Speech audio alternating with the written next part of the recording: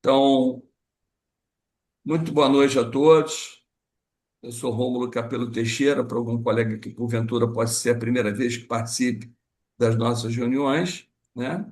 Estou na qualidade de presidente da Associação Médica do Estado do Rio de Janeiro, SOMERJ, e tradicionalmente, toda última quarta-feira do mês, nós fazemos uma reunião conjunta em que trazemos temas de interesse coletivo, muitas das vezes não da nossa atividade fim de médico, mas todo de interesse no paralelo à prática da medicina, da prática do ato da saúde, em que interessam diretamente aos nossos consultórios, às nossas vidas de assalariado, à nossa vida de empresário, ou qualquer forma de remuneração que nós tenhamos, e caímos, né, na situação da reforma tributária, né? Ano passado, nós tivemos duas grandes reuniões falando sobre as possíveis Fechadinhos. mudanças a serem implementadas, né, na reforma tributária, que impactariam em muito a todos nós, médicos, e evidentemente que nós deveríamos abrir esse ano, pelo menos aí uns 3 meses antes, 2 meses a 3 meses antes do nosso imposto de renda chegar, né? Algumas mudanças já todos nós já implementamos com os nossos contadores, com nossas assessorias de contabilidade, mas eu tenho certeza que hoje nós teremos algumas outras novidades que serão colocadas. Então, eu quero agradecer a todos que participaram da nossa reunião conjunta Somerge, SOMEI, que é a Associação Médica da Ilha do Governador, que eu também continuo presidente, estou vendo aqui vários colegas da SOMEI aqui, muito obrigado, e também da AME Barra, né, Associação Médica da Barra, em que a nossa presidente, a doutora Célia, é a presidente, nossa diretora científica. Então, quero agradecer ao doutor Ilan Gorim, né? Aqui, antes de agradecer diretamente, doutor Ilan, quero agradecer muito ao nosso presidente da Associação Comercial, né? Porque ele que nos deu essa indicação do senhor para que pudesse falar conosco hoje, trazer essas informações. Então, meu grande amigo, um grande abraço lá e agradecimento. Encaminharemos um ofício amanhã de agradecimento pela sua presença. Então, doutor Ilan Gorim é advogado tributarista, sócio da Gorim Advocacia, com atuação focada em planejamento tributário, consultoria, estruturação de negócio e adequação tributária. E também aqui o doutor Alexandre Gorim, que também fará parte dessa palestra. Então, doutor Alain, doutor Ilan e doutor Alexandre, muito obrigado, sejam muito bem-vindos à nossa Somerge. Uma boa noite, palavra dos senhores. Obrigado. Boa noite, obrigado pela oportunidade. É um momento interessante de falar a respeito.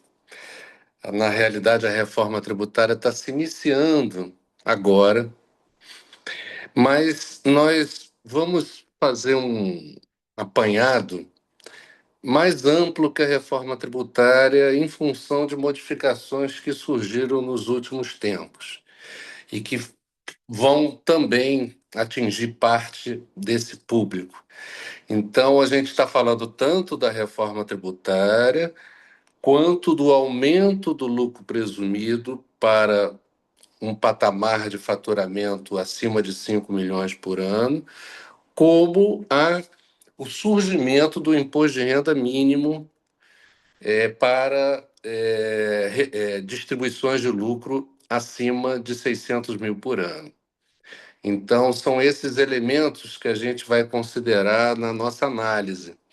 Eu vou fazer um apanhado geral a respeito das consequências de aumento de carga tributária, de opção de regime de tributação, e na pergunta e resposta, o Alexandre, meu sócio, vai participar diretamente por estar mais afinado com os detalhes do dia a dia.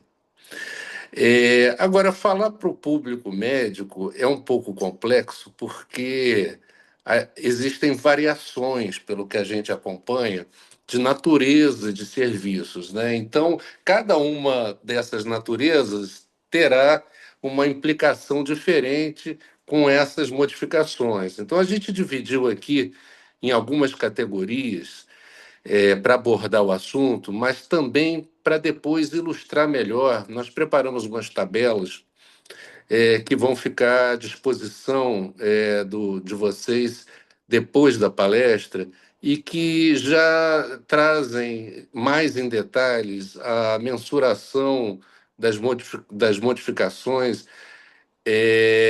para cada uma dessas situações que nós vamos descrever. Então, depois as tabelas serão bem úteis para uma melhor identificação caso a caso. Mas as situações que a gente dividiu aqui são de atividades puramente de consultas médicas, que talvez seja a maioria, as atividades de exames, e aí entra, por exemplo, laboratórios, a atividade que mistura exame com consulta, por exemplo, clínicas oftalmológicas, que tem uma parte do faturamento como consulta e uma parte como exame. Tem os hospitais propriamente ditos, e tem também hospitais sem internação, vamos dizer assim, aqueles com operações, com tratamentos dentro de um mesmo dia. Então, para cada uma dessas categorias, a gente calculou mais ou menos os efeitos e as tabelas depois ficarão disponíveis. E começando pela reforma tributária, assim, a grosso modo, a área médica, mais uma vez, com toda a razão, foi beneficiada comparada com as outras atividades, em especial os outros prestadores de serviços, que foram os mais prejudicados com a reforma. E foi beneficiado em que sentido? Basicamente, um desconto de 60%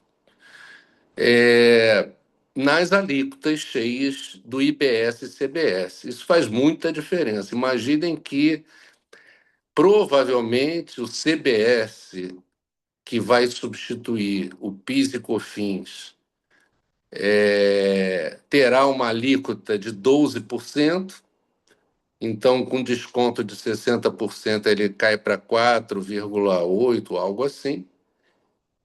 E o IPS, que substitui o ISS e o ICMS, que terá uma alíquota cheia de 18%, e com desconto de 60% também cai bastante para 7 e alguma coisa. Só que mesmo com esse favorecimento, a situação não é muito confortável para a área médica. Por quê?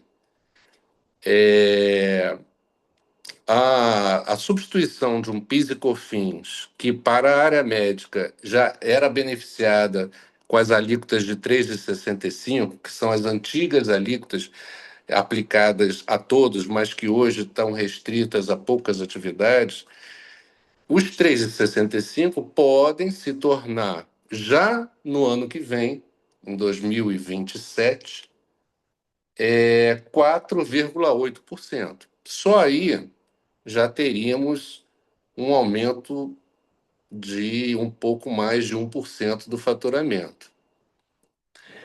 E no campo do IBS, que substitui o ISS, no nosso caso, a situação é mais drástica, porque muitos de vocês se organizaram sob forma de uniprofissionais, com mais de um sócio habilitado, tem um ISS praticamente de zero. E esse ISS de zero vai ser substituído paulatinamente de 29 a 34, 2029 a 2034, por 7,2%. Então, é aí que está a grande tragédia da reforma tributária para a área médica. Não está no ano de 27 com a vinda do CBS, mas está com a vinda do IBS que vai ser paulatina de 29 a 34.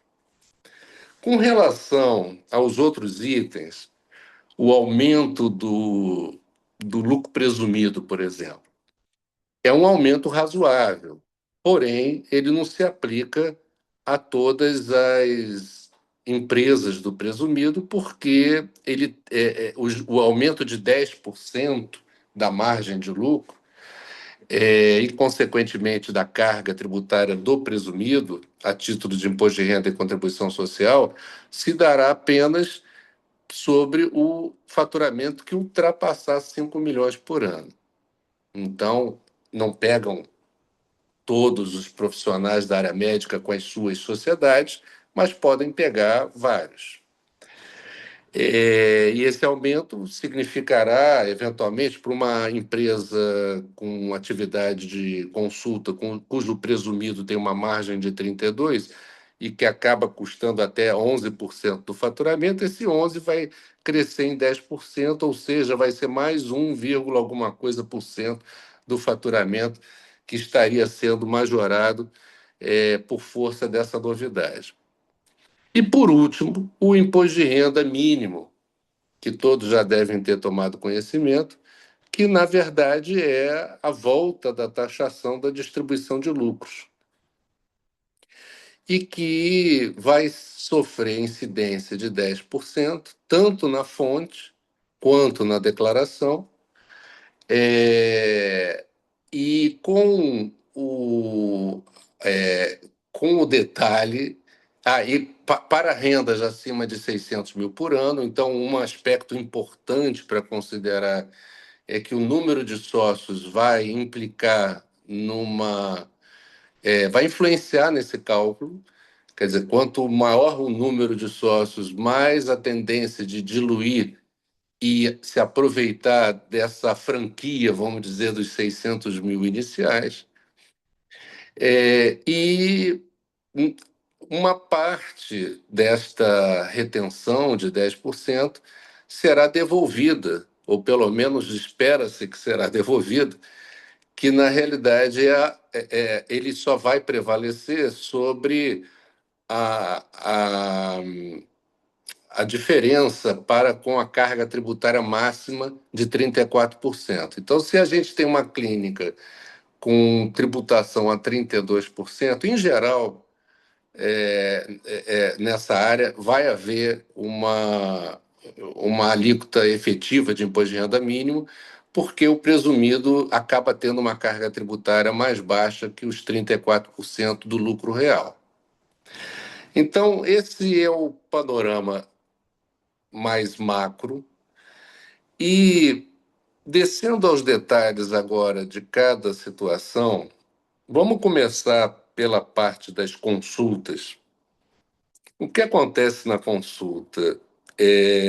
Em geral, as sociedades que trabalham com essa natureza de serviço, elas estão na alíquota de presumido a 32%, só aquelas que faturam muito menos, a de 500 mil por ano, vamos dizer, 200, 300 mil por ano, justifica-se utilizar o lucro, o simples, né? Só essas atividades. As demais, se botar na ponta do lápis, até hoje, o lucro presumido é mais conveniente. Então, partindo do princípio que a grande maioria está no presumido, no campo das consultas, o presumido é relativamente caro, né? Porque se supõe um lucro de 32%. E, em compensação, o ISS é, em geral, zero, a não, por conta da figura do uniprofissional. Então, como é que vai influenciar essas mudanças nesse tipo de atividade? Vai ser um resultado meio dramático para algumas delas, o que pode levar a um aumento de carga tributária de até 100%. Por quê? Basicamente, para essas empresas, o problema está no IBS, conforme eu já falei, porque a gente vai sair de um ISS de zero para um IBS de 7,2%, já com a redução dos 60%. Sem direito a crédito praticamente, porque essa atividade pouco crédito gera, e isso somado à eventual tributação do imposto de renda mínimo, dependendo da diluição do número de sócios e tal, pode levar uma sociedade com faturamento, por exemplo, de 2 milhões por ano, de sair de uma carga tributária de 14,8% para uma carga tributária de 29,18%. Então, imagina que mesmo com essa colher de chá dos 60% de desconto, ainda assim terão empresas da área médica, especialmente essas voltadas à atividade de consultas, com uma carga tributária dobrada. E aí entra um detalhe importante que a gente quer transmitir, é que para essas empresas há de se observar, pelo menos aquelas que faturam menos que o limite do simples, que há de se considerar que a partir do meio da implantação do IBS, quer dizer, em torno do ano de 2031, mais ou menos, vai ser mais econômico que essa sociedade migre de lucro presumido para o simples. Então, essa é a. Além da constatação de um aumento de carga tributária violento, também precisamos acompanhar para saber o momento apropriado de mudar para o simples, o que vai ocorrer em torno do ano de 2031 para a maioria dessas atividades.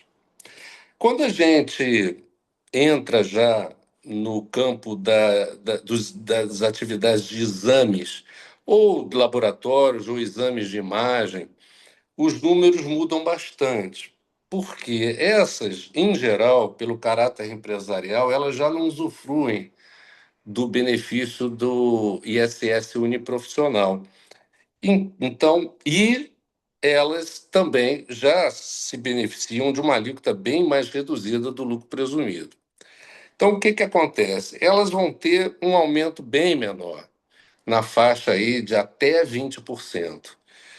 Basicamente, por conta da comparação dos 3,65 de PIS e COFINS com as alíquotas novas de IBS e CBS, que vão dar mais ou menos 10%. Então, se você soma os 5% de ISS, que em geral essas empresas têm, com os 3,65 de PIS e COFINS, que dá 8,65, para trocar por 10%, que é a alíquota líquida de IBS e CBS, reparem que o aumento é pequeno, percentualmente falando, então não vai, pode chegar a até 20%. E essas sociedades de exames de imagem, laboratórios e tal, pelo nosso cálculo, e vocês depois vão confirmar nas tabelas, não terão em nenhum momento interesse em migrar para o simples, como ocorrerá com as empresas de consultas. Então, esse é o panorama das atividades de exame.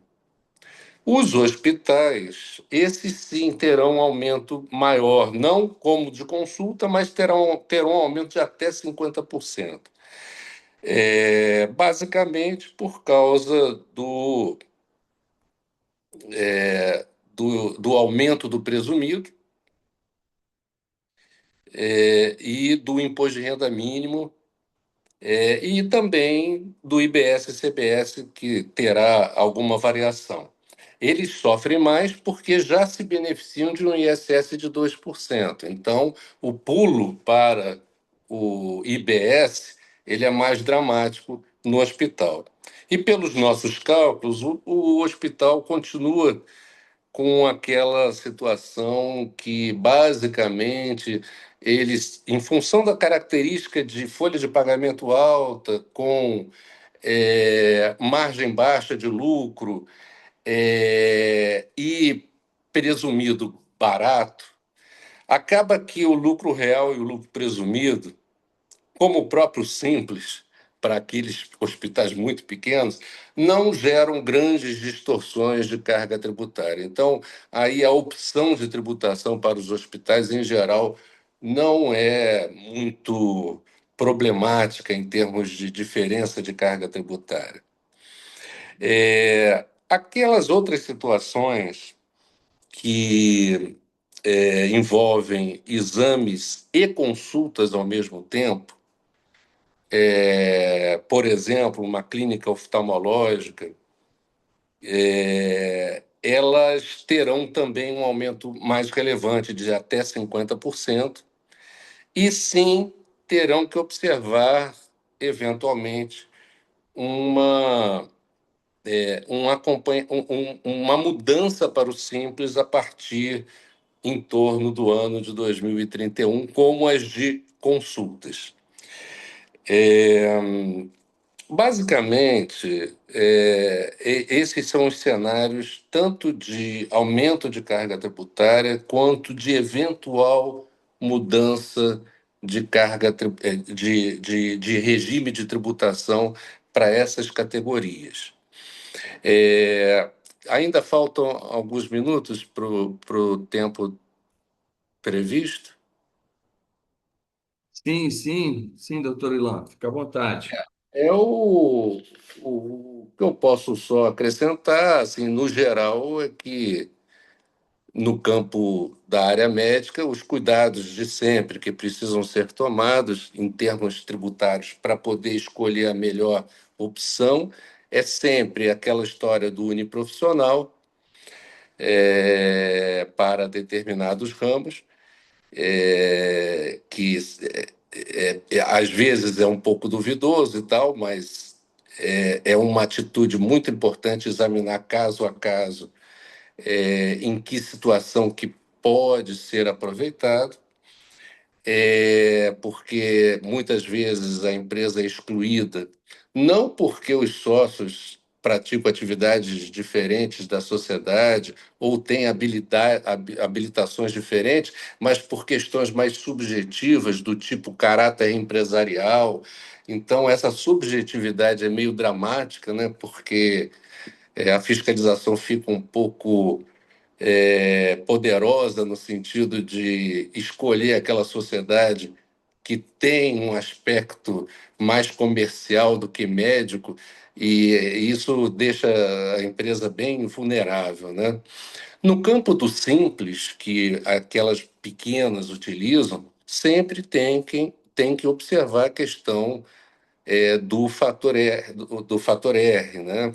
Que envolve a possibilidade, dependendo do tamanho da folha, de cair numa tabela mais generosa, como a tabela 3 ao invés da tabela 5.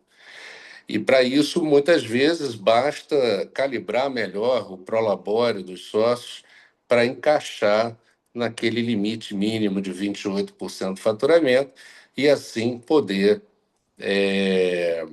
se beneficiar de um simples mais barato. Repito, só se aplica a sociedades médicas com faturamento bem limitado, porque dali para frente, assim, pelo menos de 500 mil por ano para frente, o presumido é indiscutivelmente melhor, a não ser a partir de 2031, em função dessas ressalvas que nós colocamos.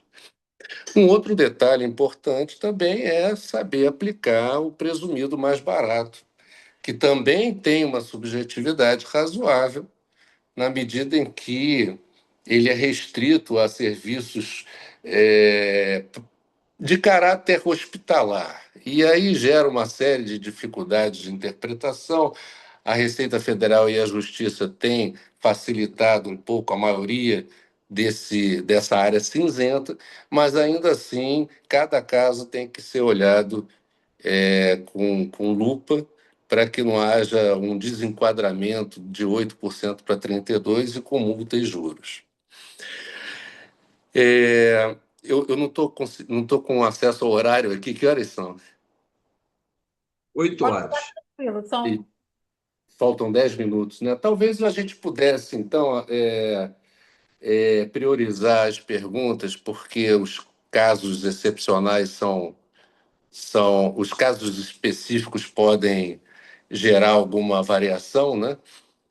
Então, eu acho que o panorama geral a ser apresentado era esse.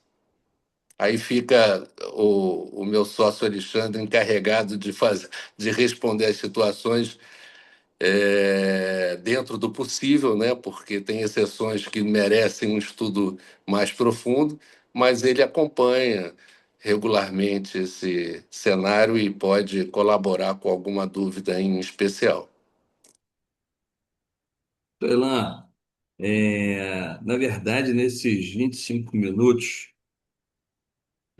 que o senhor nos falou, claro, uma coisa bem sintética, né? Mas nos traz bastante preocupação, né? Nós já sabemos que a área da saúde, como também do direito, ou seja, o profissional autônomo, né? Ele é extremamente tributado, né? Em todos os aspectos, né?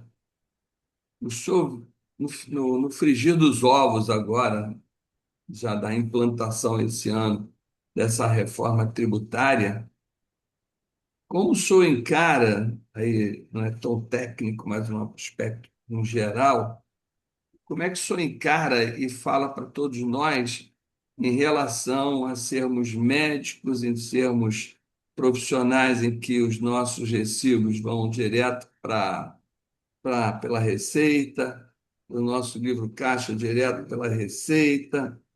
É, estamos sendo sacrificados ou estamos sendo ajudados para sermos melhores gestores? Como é que o senhor vê isso, por gentileza? E tem algumas perguntas que vão chegar aí de partes mais técnicas. Olha, a verdade é o seguinte: não dá para reclamar muito, porque esses favorecimentos feitos à área de saúde, eles ajudam bastante, né? Para ter um exemplo, a gente está falando de situações aqui cuja carga tributária pode dobrar, né, de 14 para 14,80 para 29, num caso mais extremo da área médica. É ruim, é bem ruim.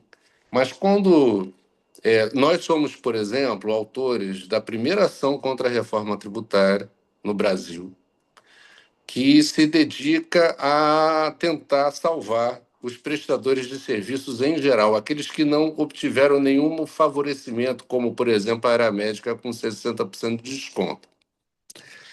E aí entram prestadores de serviços de limpeza, segurança, informática,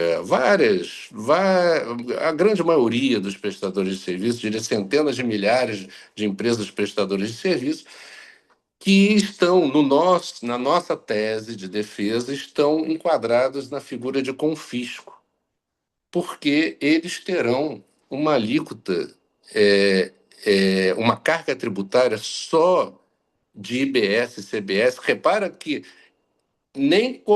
neste caso nós nem colocamos o imposto de renda, que faz parte desse cálculo que nós fizemos para a área médica.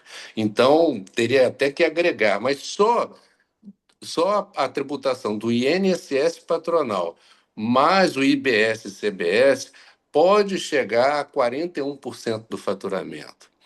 Então, o que já foi reconhecido, ou 45%, o que já foi reconhecido pelo Supremo, numa escala até menor em outras situações, como confisco, e, portanto, a gente está pleiteando que também ocorram descontos para os prestadores de serviços. Então, diante desse cenário, eu diria que realmente é uma sorte, entre aspas, que a área médica tenha sido contemplada agora, como foi no PIS e COFINS cumulativo. Então, eu acho que a área médica, infelizmente, vai ter um aumento, sim, mas talvez tenha que se conformar com essa situação triste do país de não conseguir controlar as despesas e, consequentemente, só ter a solução de aumentar a carga tributária. Então, o único dever de casa para os médicos e não médicos é continuar insistindo na ideia de que o Estado tem que ser menos oneroso para a sociedade. Bacana. A resposta que foi dada é a resposta que eu esperava, verdadeiramente, né? Numa análise de contexto em que está ruim, mas poderia ter sido pior, né? E evidentemente que outras categorias, outras pessoas, infelizmente, vão ter essas alíquotas infinitamente maiores, não terão algumas, entre aspas, benesses. E, ao mesmo tempo, o resumo da ópera, como o senhor falou, é justamente isso, né? Não tem como, né, tirar mais laranja de um, né, suco de uma laranja que já foi espremida ao extremo. Aí vai fazer o quê, né? Vai se pegar e tributar mais ainda para aumentar a receita, para manter um gasto totalmente em desequilíbrio que não nos favorece em absolutamente nada. E se esse dinheiro ainda fosse para algum lugar ou para ser revertido em benefícios melhores, acho que seria muito melhor, né? Mas eu vou abrir aí para a Simone deve ter algumas perguntas aí no chat. E muito obrigado pela sua resposta, me deu uma massagem aqui no coração boa, tá bom? Obrigado. Bom, doutor Rômulo, doutor Ilan, doutor Alexandre, a primeira pergunta. Essas mudanças podem ser revertidas com mudança de governo? Qual o agravo para médicos que não são pessoa jurídica? É, boa noite a todos. É, Em relação à pessoa física, pelo menos até o momento não teria uma mudança, né? Teve a mudança na tabela do IR, né? Mas, digamos, nada de tão especial assim. Só seria o caso de avaliar se de fato manter pessoa física seria interessante, né? Dependendo do patamar de receita, pode ser mais interessante a questão da pessoa jurídica, mas não, a pessoa física não se altera com a reforma. E a questão de mudança de governo é difícil porque essas alterações elas foram através de emenda constitucional, também já tem lei complementar. Ainda falta uma questão de regulamentação e cada estado e município adotarem as alíquotas, né? Porque a alíquota não está plenamente definida, né? Então, pode haver mudanças na questão das alíquotas, mas aí vai depender de cada estado e município qual eles irão adotar. Mas a tendência é que não fuja muito disso que a gente falou aqui, não. Próxima pergunta, doutor Rufa. Médico só pessoa física vai ter também alguma implicação? Não sei se ela já terá sido respondida nessa primeira. Sim, a princípio não. No momento, não. A não ser essa questão, ah, mas é para patamares maiores, né? Essa questão do imposto de renda mínimo, que é acima de 600 mil no ano, também valeria para uma pessoa física no somatório dos rendimentos dela totais do ano. Aí pode ter alguma implicação em relação a isso. Posso continuar, doutor Rômulo? Pode, por favor. Doutor Rafael Andrione. Em um exemplo prático, uma grande PJ que presta serviço para uma OSS, nota fiscal mensal de 250 mil. Quanto em prática seria onerada a mais com a nova tributação? É, Aí fica difícil.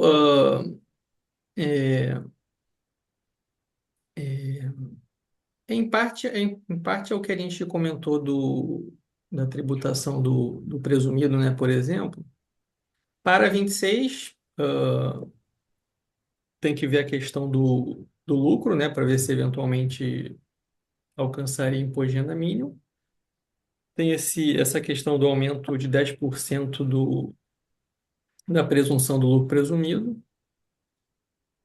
Mas realmente demandaria entender um pouco mais a questão de qual a atividade em si, né? Mas, como a gente falou, né? Se você, por exemplo, um profissional a partir de 2000 30 vai começar a ter um aumento. A partir de 27 já vai ter um aumento de 1% aproximadamente que a gente falou da troca do PIS/COFINS pelo CBS. Então, mas aí demanda mais elementos. Talvez com a tabela que a gente mandar vai ajudar. Eu gostaria de esclarecer, caso não estivesse alguém em sala, que essa tabela será disponibilizada ao final. Uhum. Simone, só Pois para não. ajudar na resposta do doutor Alexandre, se eu estiver equivocado, por favor, até o colega que fez a pergunta, mas é justamente isso, né? Alguns elementos entram nos cálculos, né, disso aí, né? Não são valores estanques, né? E sim um contexto de tudo que está envolvido no enquadramento e coisas afins, né?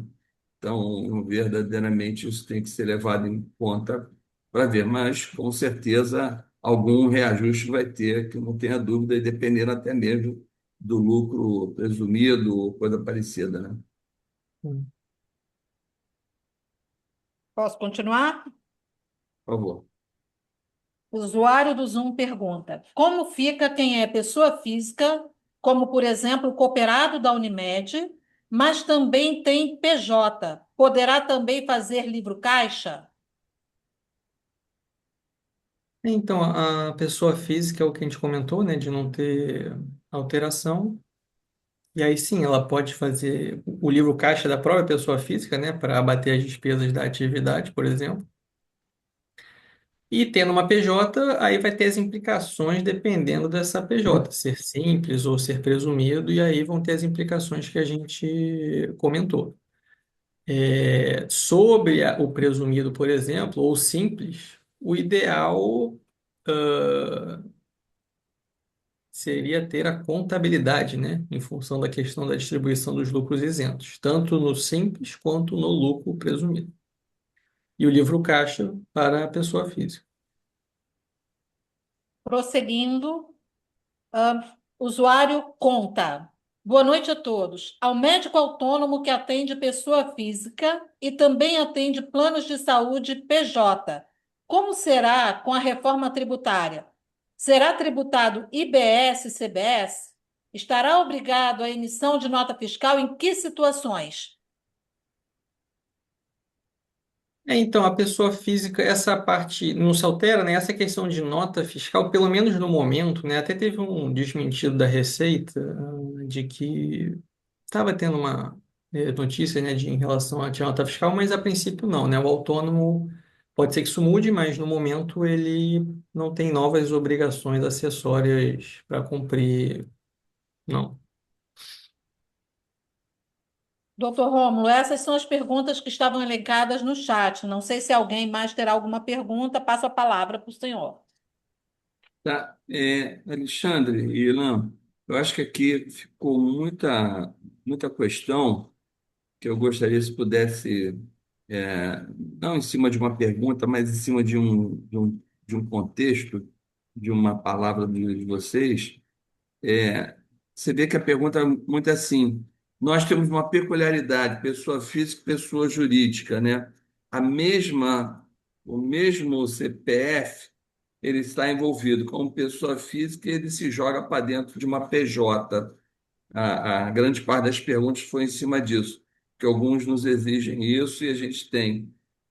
Então, quer dizer, nesse momento, nós somos encarados de duas formas, uma como autônomo, PF, e a outra como pessoa jurídica. Os enquadramentos são diferentes ou eles se juntam? Como é que a gente se enquadra e pensa em cima disso?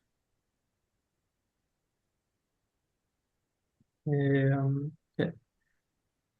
Então, é uma coisa que pode continuar a ser feita, né? Pode vir a ser interessante inclusive, né? Pode vir a ser interessante essa mescla, né? Até eventualmente.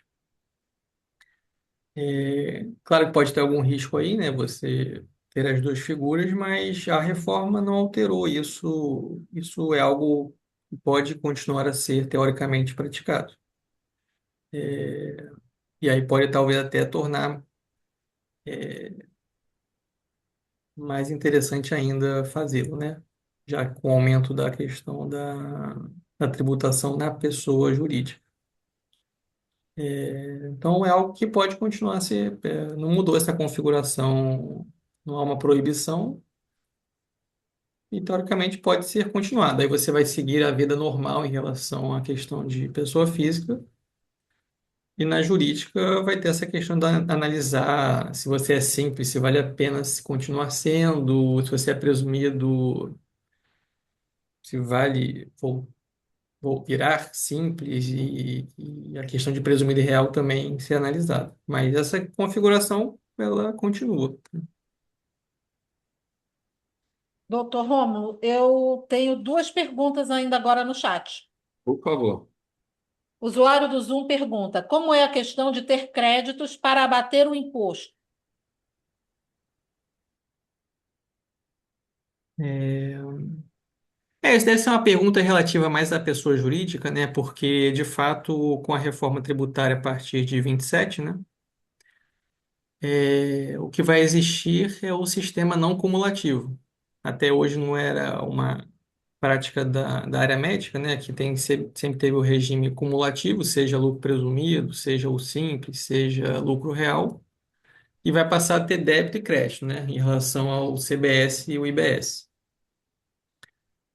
Para quem faz simplesmente consultas, né? Assim, que não há grandes despesas, infelizmente não vai ter grandes créditos. Agora, é, pessoas com mais, quer dizer, na verdade a mão de obra pessoa física vai continuar não dando, né?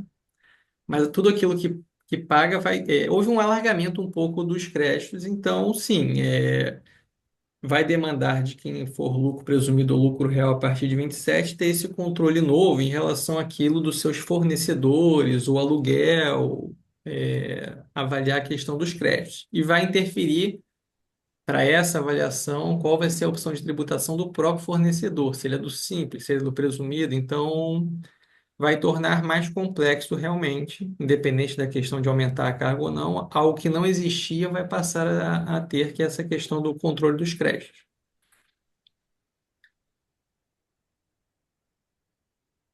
A Ok? próxima, perdão, a próxima Pode pergunta. ser. Quem está enquadrado no Simples com faturamento médio mensal de 400 mil mês, terá aumento de alíquota de imposto?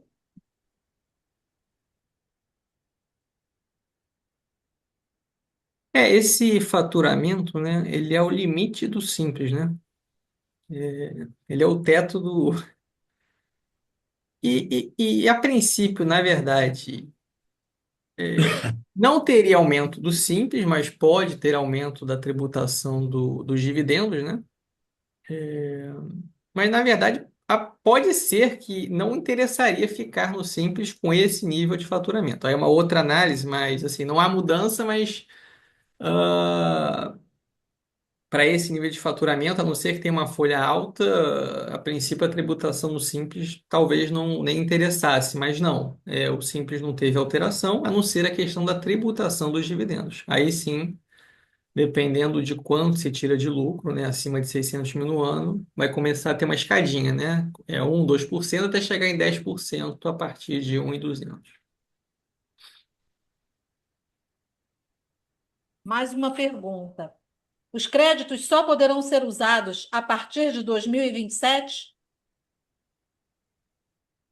Sim, né? Em 26 o presumido e o real continuam no regime cumulativo, né? Então, essa questão que eu comentei dos créditos, ela é a partir de 2027. Mas que já demanda uma análise do que você tem de custo para ver lá em 27 aquilo que você vai poder abater. Quer dizer, já pensando em 27, seria o caso de já se analisar todas as despesas que a empresa tem realmente, né?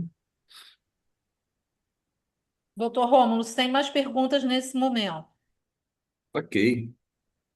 Eu vejo desde do ano passado e do ano retrasado, quando começou a discutir isso, e que nós fizemos algumas reuniões e temos participado de alguns cases, eu vejo que todos nós não poderemos estar fora desse jogo com assessorias contábeis de uma forma bem coerente, até mesmo em cima do planejamento tributário que nós teremos que fazer, né? É, é prestador de serviço prestando serviço para outro prestador de serviço, e não vejo como fugir disso. Eu, particularmente, penso que quanto melhor enquadrado nós estivermos e melhor assessorado, eu acho que é menos dor de cabeça, porque o que nos preocupa, como sempre, é justamente esse período até abril, maio, né? Quando chega aí o famoso imposto de renda. Só que o famoso imposto de renda ele vai ser o resultado de tudo que nós planejamos de forma tributária no mês a mês para que isso tudo seja de uma forma mais equilibrada e que traga a menor consequência de custos mais elevados, né? Então, eu vejo que se o doutor Ilan e o doutor Alexandre tiverem algum problema clínico, podem nos procurar. E se tivermos um problema é, contábil, acho que nós temos que procurar, inevitavelmente, o escritório dos senhores, e que, na verdade, até eu quero propor aqui que possamos fazer uma parceria até para os nossos associados ou agregados em geral que estejam participando, para que pudéssemos fazer uma parceria daqui para frente, devidamente estruturada, para que a gente possa pensar da melhor maneira possível, né? Porque eu acho que o planejamento, como foi bem colocado, ele é fundamental, né, para nos ajudar a enfrentar esses momentos que serão momentos difíceis, não tenho dúvida disso, né? Já estão sendo difíceis, né? E vai ser mais difícil ainda com o país do jeito que está. E o ano que vem, né? Dizem que tem aí uma dívida de repente impagável. E claro que sempre vamos estar aí para pagarmos, né? O impagável, nós pagaremos o impagável, né? Mas é mais ou menos esse contexto. Simone, chegou mais alguma pergunta? Foi alguma consideração? Vale a pena falarmos, por favor? Chegou uma pergunta. Tirar todo mês rendimento do lucro presumido caracteriza salário? É, não, na verdade, sendo, sendo um lucro, né? Na verdade, é, pela contabilidade, se tiver contabilidade, na verdade, seria como um lucro, né? Somente seria caracterizado talvez como uma questão de salário se essa empresa não tivesse lucro contábil, né? Ou se for é, um lucro presumido com livro caixa e o livro caixa não suportar essa distribuição também. Não sei se eu entendi muito bem, mas é por aí. O que eu entendi, doutor Alexandre, é o seguinte: a questão do colega Hum. é: a minha empresa deu lucro, eu considero isso salário? Não, então, no lucro presumido, aí você vai poder, tendo na contabilidade demonstrado lá, pode tirar todo mês, né? Até várias vezes ao mês. Na verdade, o fato de ser algo contínuo não quer dizer que é salário, né? Você pode tirar lucro todo dia, todo mês. Acho que é nesse sentido. Tem mais perguntas, doutor Romo? Temos. Então, só um detalhe, então, das tabelas, né, que a gente vai disponibilizar, só para, né, a gente não conseguiu abarcar todas as situações e tomar alguns cuidados, né, de avaliar ali se a empresa é uniprofissional, quantos sócios tem, até por conta da questão do cálculo do imposto de renda mínimo, né, quer dizer, é 600 mil para cada pessoa, né, a partir disso é que tem a tributação, então, esses detalhes para, na hora da tabela, né, é, analisar. E a tipo de atividade, né, etc. Então, a tabela demanda uma análise, né? Ela fria, assim, não vai conseguir responder tudo, né? Uma curiosidade, só que não é diretamente ligada a isso. Mas vou botar um exemplo aqui. Eu tenho uma empresa que ela se enquadra no simples. O meu sócio tem outras empresas que já fogem do simples. O que ele tem traz para cá como sociedade e eu fujo do simples, eu não me enquadro mais? É, na verdade, tem as vedações, depende da participação, depende da soma, depende do regime de tributação dessas outras, do percentual também, aí depende, né?